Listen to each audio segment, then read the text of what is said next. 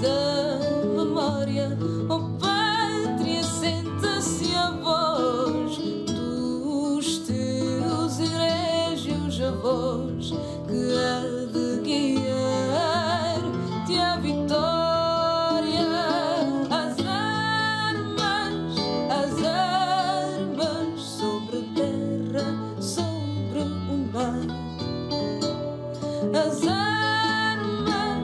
As armas, pela pátria lutar, contra os canhões, marchar, marchar.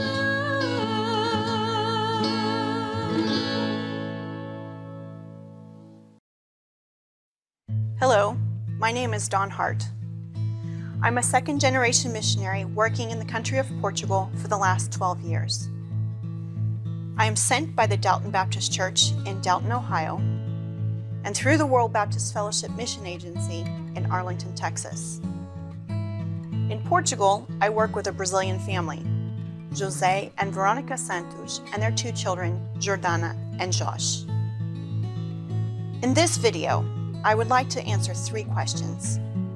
Who am I? Why am I in Portugal? And what do I do as a missionary?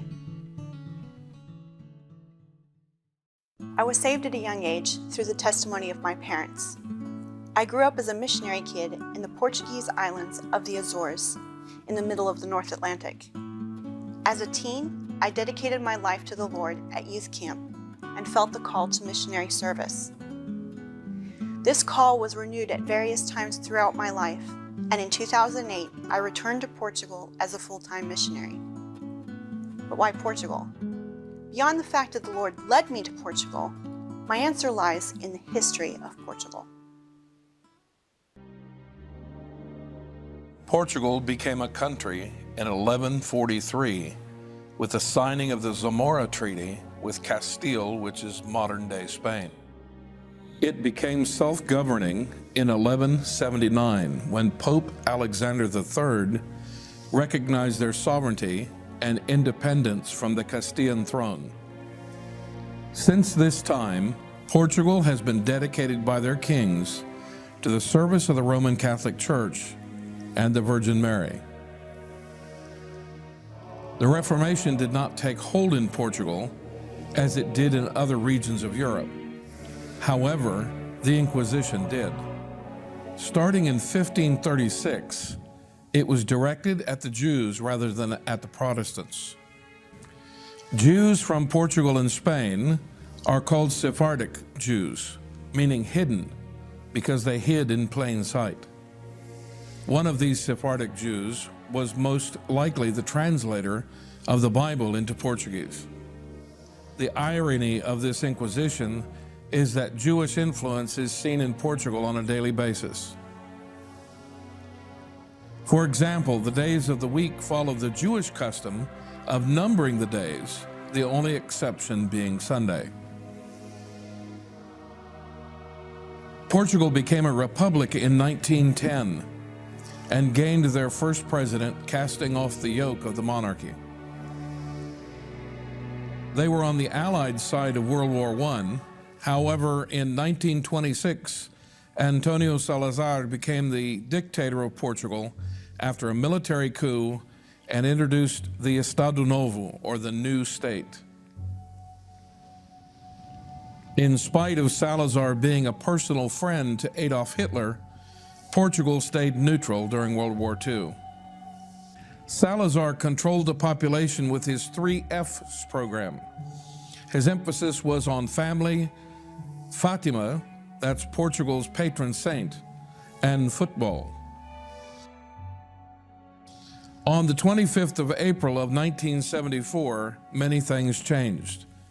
The Carnation Revolution ushered in a new government and reestablished a republic. New ideas started to come in from the outside. People were able to get a better education, so people started to leave the old regime's 3 F's.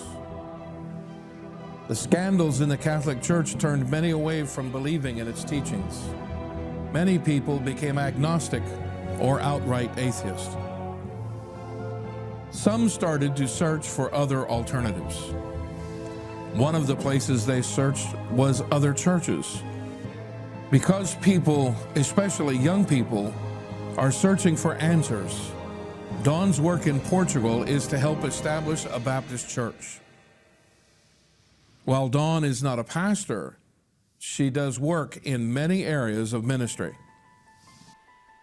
I work with a local Baptist church in Barcelos in the areas of children's ministry, teen group, materials translation, and music. In the children's ministry, I teach Sunday school and junior church classes and prepare materials for use in the classroom. During this last term, I was able to train some of our teens to be Sunday school workers and teachers. I teach Bible in the public school, and 3 people have come to Christ as a result of the class. Since the beginning of the COVID-19 lockdown, I have been discipling one of these new believers by video. The teen group at church has regular bi-weekly meetings in which we study the Bible and enjoy fellowship together. Youth conferences and camps with the Mount of Olives camp offer opportunities for teens to be involved in ministry, as well as fellowship in a completely Christian atmosphere. During my last term of service, I saw a need for a textbook on creation. Over the course of a year, I have developed a teaching guide to help searching people understand that the Bible is completely reliable, and science does not contradict Scripture, but in fact supports it. I not only play for weekly services, but I also direct our choir. I am responsible for most of the special music, whether it is choral or solo, and I coordinate with the other musicians of our church.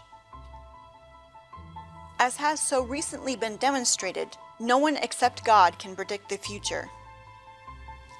That being said, upon my return to Portugal, I plan to continue with the ministries in which I am currently active. Ministry opportunities with other local churches in our area have opened up. I am preparing curriculum to teach music principles in a Bible institute of a local church. Whatever God has prepared for me in the coming years, I will be seeking to honor Him in all that I do.